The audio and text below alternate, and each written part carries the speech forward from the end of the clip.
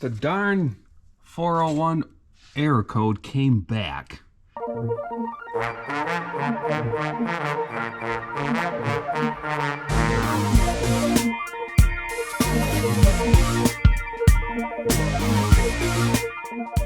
The darn 401 error code came back. But I looked at the while driving live data of EGR percent command and the map, the air pressure intake. When a car is first running and low speeds, it appears to work fine.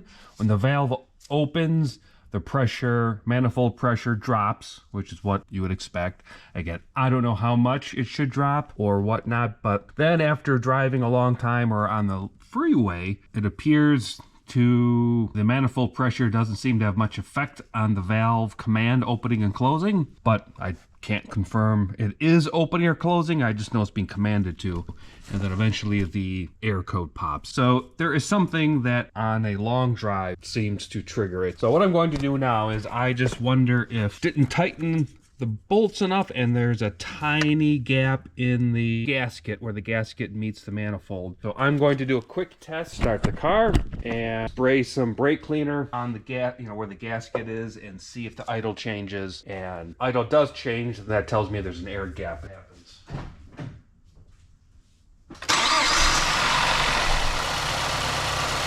Now let's just see if this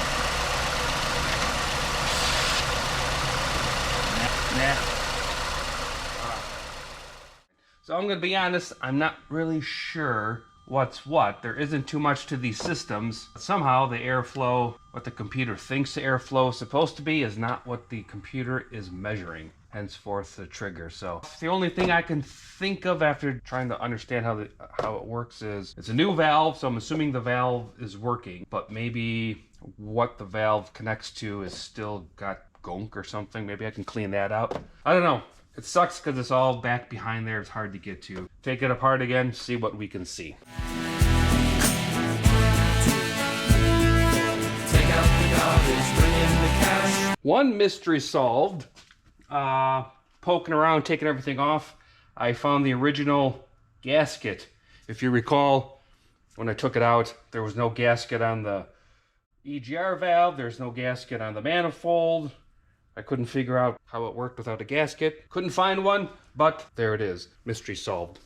So I have a general idea of how this thing works now. Just from internet research and whatnot, there are no good diagram or schematics or anything for this model. Even service manual is pretty vague. I mean, here's what it has for the service manual. And even the online websites for parts, they show the EGR system, but it's just a bunch of floating parts. So some of these parts, but everything it's connected to is not shown. So here's what we got, as far as I can tell. So that obviously is the EGR valve. That is part of the cooling line that cools it for the EGR cooler. This is the EGR pipe. So I believe the intake is over here. So the exhaust must come in from somewhere.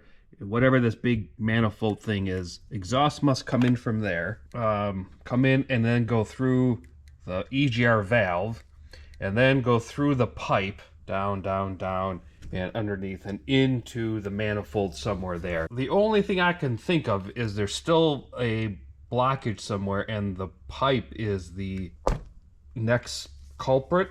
I'm pretty sure this basically works because at low normal driving conditions, when I monitor the command signal for the EGR and the manifold pressure, they do coincide. But then after it's been warmed up, you're driving for a long time, that's where things start to look kind of funky. But I'll be honest, not a real mechanic, so I don't really know what it's supposed to look like. So what I'm going to do now is take this off again, just inspect it, see what's what, and just inspect this for what it's worth. And then I can get a look inside and see how gunky and carbonated it is, or carbon it is, and then take off this pipe, see how schmutzy that is. It's off. But this is where it goes into, or I guess comes, yeah, this would feed into the air intake. And that looks like a big old rusty thing. I'm not quite sure how I'm going to get to it. what I'm gonna do is clean it off and then give it the old penetrating oil soak. Soak overnight and hope it cures everything. Just gotta crack that nut loose and then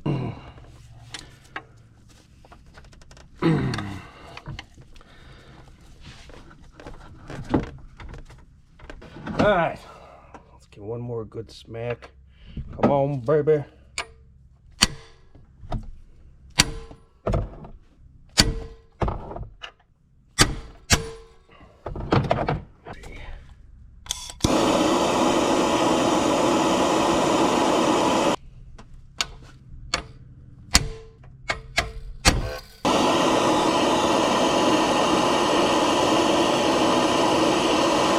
That's all I gotta get you to do.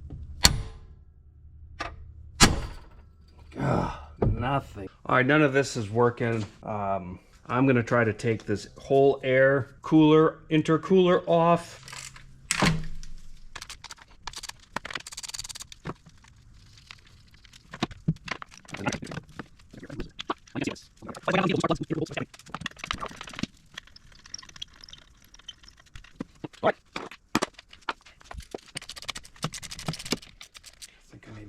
This. Oh, whatever that was just broke right off.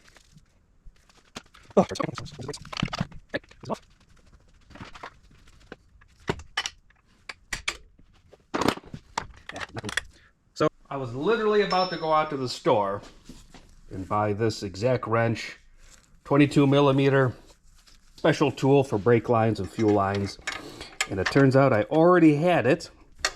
Loosen this up a little bit, you can see, so the whole thing's moving now. What I'm gonna do now is just work that nut back and forth, maybe some heat, maybe some penetrating fluid, until I kind of separate the screw nut from the pipe. Hopefully I don't break the pipe. You don't need to see all that. Success!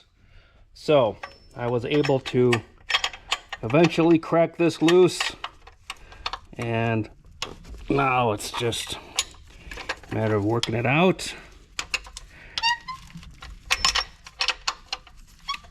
The important thing, I believe, I don't think you will ever, at least if you're in the rust belt like here, you got to use a line wrench to break this free. And I did a combination of heat and penetrating oil, but I think the kicker was getting this line wrench, getting something that fit properly and you could exert some force. And then I also used a hammer and a long socket extension to apply force to the other end of the wrench to kind of like shock it in hopes of breaking the rust ring. So I'm going to take this out. All right, this is the big moment. It's all out. I'm taking, let's pray to God it's full of schmutz. Well, I'll be honest, like, I don't know if that's a lot of schmutz or a little schmutz, or I'm gonna try blowing through it. Hang on. Clean this up and just blow through it and see what happens.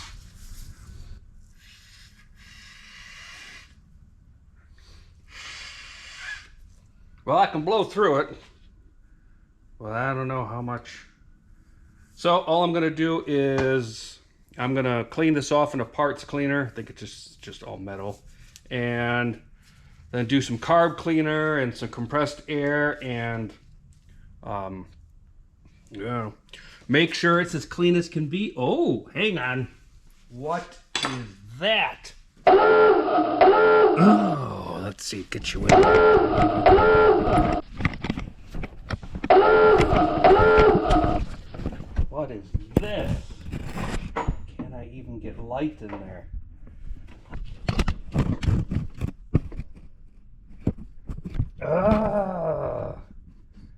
Kind of hard to see. It looks like that is full of carbon. I'm gonna try a different camera. I think that's it. It's hard to see, but from here I see. So I just looked at the footage from the camera put right up there, and I could, and you saw this already by now, completely plugged with carbon and schmutz. So what I am gonna do is get a vacuum and just vacuum out what I can vacuum out, and then try to pierce that blockage, that coronary blockage, with the vacuum on so it sucks out. But so that is the plan, and then I'm also gonna clean the pipe as well, just to clean it. But I believe that is the problem, which is good news.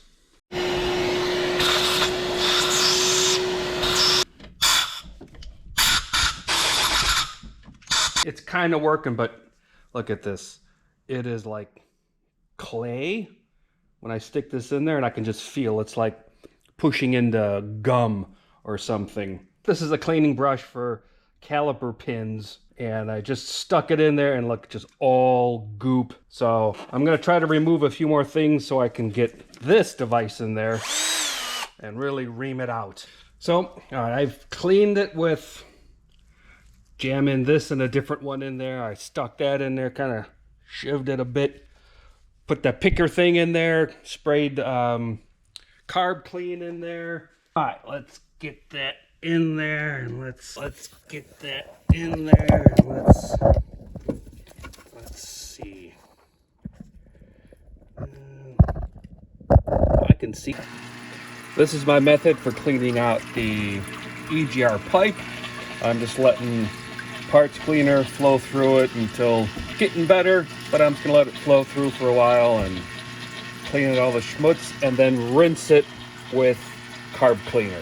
But I've been cleaning this tube out between parts washer, Carb Cleaner, brake cleaner, and just compressed air.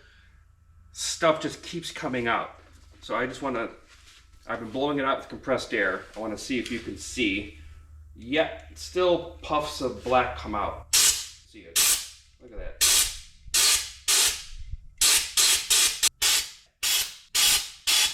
I believe at this point, there's still schmutz in there. You've seen some of the other videos and what. There's still tons of carbon in there. And apparently there's still a bunch of carbon in here. However, the goal is just to get it to work and pass emissions. So I think I'm good enough. I'm gonna put this all back together, and if it doesn't work, if that air keeps coming on, that means there's still some schmutz deeper in there. And then I think you gotta take off the entire intake manifold and really clean it, because I don't have anything else. Go deeper into there, and I don't want to keep taking off hoses and things because I'm afraid I'm gonna break, just like the other piece. It's gonna break, and then I got another problem. So I'm gonna put this all back together, and that'll be the end of part 2. Part 3, stay tuned, because that's going to be putting that one part that I broke back on, and then test driving it and see if that darn light stays off. So stay tuned for EGR Anger part 3.